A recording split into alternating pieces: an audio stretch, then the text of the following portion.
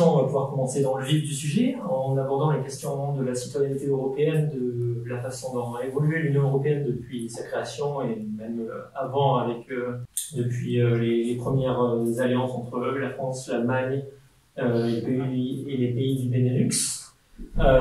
Donc je vais commencer par une première question générale sur l'évolution de l'Union européenne et poser la question de savoir si aujourd'hui l'Union européenne est toujours pertinente au final pour les États européens, pour ses citoyens aussi, qui sont quand même une part importante dans le projet de l'Union européenne.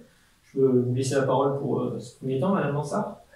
Donc, comment l'Union européenne a évolué? D'abord, moi, quand j'interviens, j'ai toujours l'idée européenne, elle n'est pas récente, en fait. C'est vrai que si on remonte au Moyen-Âge, on avait déjà des échanges, et il était de très bon ton d'aller faire pour des jeunes, alors bien évidemment d'un certain milieu social, mais je dirais des étapes culturelles en Italie, il y avait des échanges marchands aussi, et puis effectivement au fil du temps, et notamment après la Seconde Guerre mondiale, mais Victor Hugo parlait aussi des États-Unis d'Europe, et effectivement après la Deuxième Guerre mondiale, on a décidé, on a dit plus jamais ça. Alors déjà, effectivement, l'Union européenne, son premier enjeu, c'est la paix. Donc ça, c'est quand même un facteur fondamental. Donc après la Première Guerre mondiale, effectivement, 6 États se sont réunis et ont créé la CE et la CK. Et puis, au fil des traités, parce qu'en fait, qu'est-ce qui construit l'Union européenne? Ce sont les traités.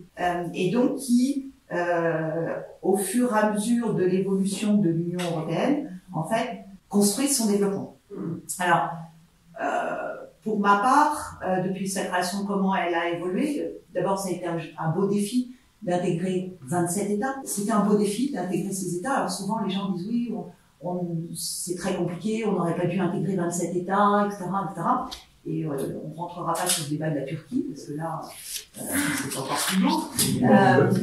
Mais quelque part, si on regarde le fil de la construction européenne, finalement, on a des divergences, etc., mais ça ne fonctionne pas si mal que ça.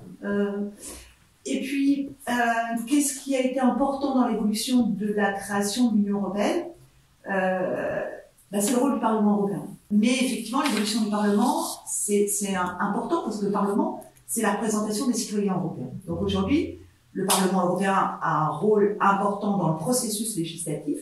Et ça, je crois que depuis sa création, c'est vraiment très important. L'Europe, c'est aussi, il est plus facile d'agir ensemble que d'agir tout seul. Et effectivement, dans le cadre des traités, les États, puisque nous ne sommes pas dans un système fédéral, transfèrent des compétences à l'Union européenne. Donc, dans les compétences qui sont transférées, alors elles sont transférées de façon différente parce qu'on a ce qu'on appelle des compétences exclusives, des compétences partagées. C'est toujours un peu compliqué pour le citoyen européen. Mais là où l'Union européenne peut agir au nom de tous les États, elle agit. Alors c'est vrai que le fait que ce soit partagé, exclusif, etc., il y a un petit peu, ça reste un peu complexe en termes de législation. Donc voilà, mais quoi qu'il en soit, l'idée pour moi première, c'est d'agir ensemble. Il y a cette notion de... Et peut-être pour imager, et je laisserai la parole à M. Vito, et je pense qu'on a, nous, citoyens européens, un rôle à jouer, notamment dans les élections européennes, pour continuer à construire cette Union européenne, parce qu'elle n'est peut-être pas finalisée, elle n'est pas finalisée politiquement. On parle d'Europe fédérale quand même, et là on n'est pas dans un contexte d'Europe fédérale, mais je pense qu'effectivement, elle a vraiment un rôle à jouer, et nous, citoyens européens, nous avons un rôle à jouer dans cette évolution. Alors, je vais repartir effectivement du même constat, c'est-à-dire que la volonté européenne, elle est très ancienne, en vérité, quand on recherche, on la trouve très très loin. Ce qui fait la force moi j'ai pas peur de le dire, ce qui fait la force de l'Union européenne telle qu'on la connaît aujourd'hui, c'est la méthode. C'est-à-dire que toutes les tentatives de constituer l'Europe, qu'on parle de Charlemagne, qu'on parle de Napoléon, qu'on parle du Troisième Reich, qui était quand même basé sur des conflits armés, ce qui fait la force de l'Union européenne telle qu'on la connaît aujourd'hui, c'est qu'on a une ambition européenne, mais qui s'appuie sur la volonté de préserver la paix. Et ça, c'est vraiment une dimension nouvelle qui apparaît dans la construction européenne par rapport à tout ce qui a jalonné les tentatives de création d'une Europe au cours de l'histoire de ce continent. Donc ça me paraît important d'insister sur ce point, et c'est ça la principale force des pères fondateurs de l'Union européenne, même si au départ c'était la portion congrue, ça a été dit, la France, les pays du Benelux, l'Allemagne, et symboliquement le fait que ce soit la France et l'Allemagne par rapport au contexte, au moment où naît l'Europe, parce qu'il faut se rappeler d'où on vient, c'était le conflit entre la France et l'Allemagne au cours de la Seconde Guerre mondiale, c'était quand même les deux entités européennes qui étaient vraiment en choc frontal, et le fait que ce soit ce couple franco-allemand qui soit à l'origine de l'émergence de cette Union européenne, c'est absolument formidable. Après, effectivement, moi alors je vais pas refaire l'histoire, aujourd'hui on est 27, avec un passage à 28, mais le retrait de l'Union, du Royaume-Uni. D'ailleurs, c'est pour nous, les gens qui sont au cœur du dispositif, un défi, un challenge, parce que le retrait de l'Union européenne, c'est quand même un coup d'arrêt à la construction européenne. Il faut dire les choses. Mais est-ce que justement ce coup d'arrêt n'est pas l'opportunité pour se poser la question de comment est-ce qu'on continue la construction de l'Union européenne, faire l'état des lieux de ce qui amène un pays aussi important que le Royaume-Uni à quitter l'Union européenne, alors que a priori rien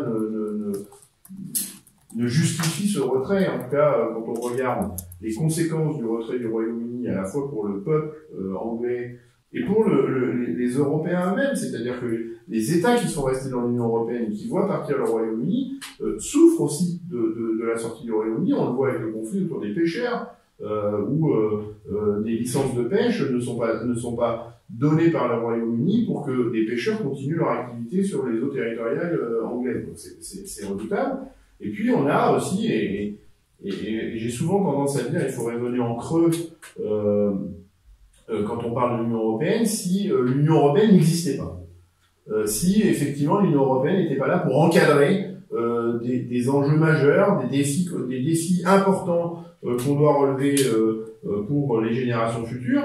Et là, je vais rester sur le Brexit et je vais élargir. Par exemple, une des premières annonces faites par Boris Johnson lors du retrait de l'Union européenne, c'est qu'il va complètement déréguler la problématique sur les OGM. C'est-à-dire qu'on va avoir au port de l'Union européenne un pays qui va ne plus respecter le règlement communautaire sur les OGM, et donc potentiellement, dans les échanges entre le Royaume-Uni et l'Europe, faire entrer des OGM sur le territoire européen, alors que c'est une lutte qui a été gagnée par cette Union européenne et qui risque de prendre un coup de butoir par la sortie du Royaume-Uni. Et puis, pour les pays qui sont restés dans l'Union européenne, ce qu'apporte l'Union européenne, et notamment via les directives cadres. On a parlé tout à l'heure des prérogatives de l'Union européenne. Quand on parle d'une directive cadre, on est sur une logique qui a été validée par l'ensemble des États membres, et États membres qui prennent l'engagement de traduire dans leurs droits nationaux ce qui a été décidé à l'échelon européen.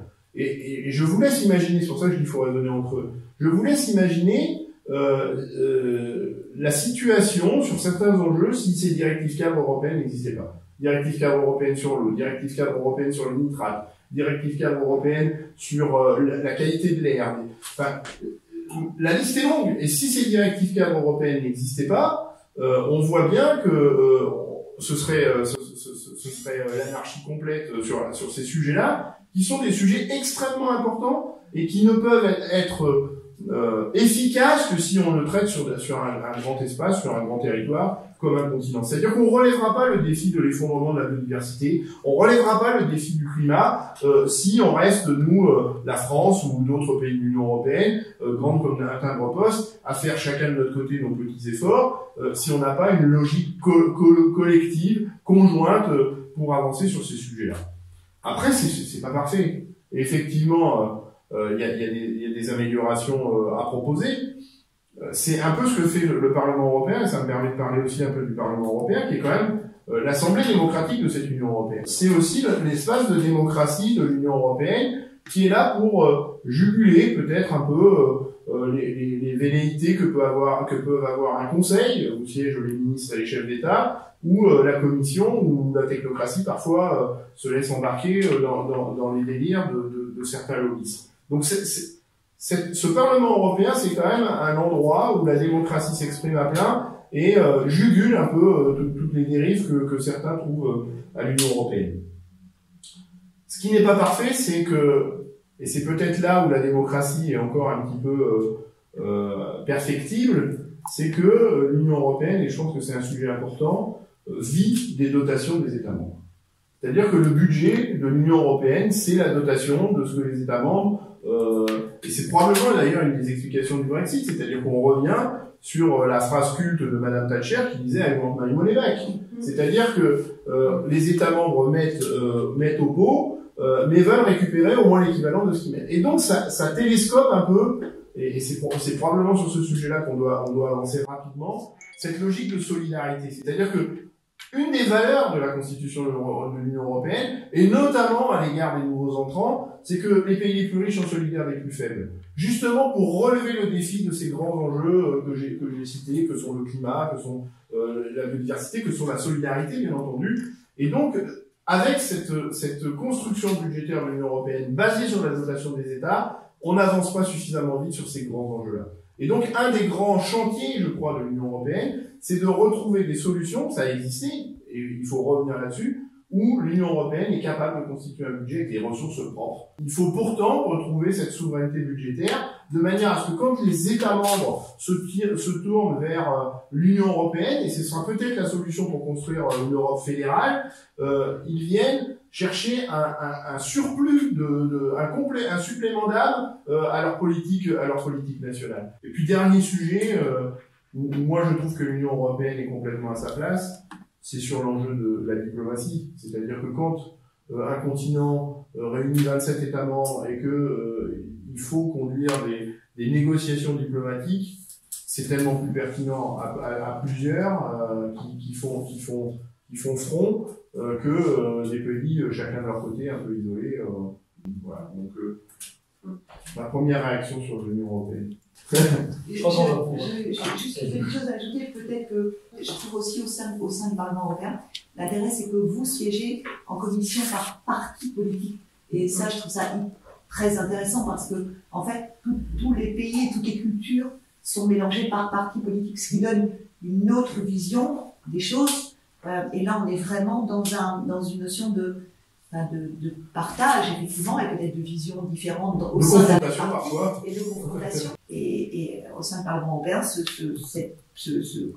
le fait que les députés siègent par parti politique et qu'il y ait ces mélanges de cultures, c'est assez intéressant.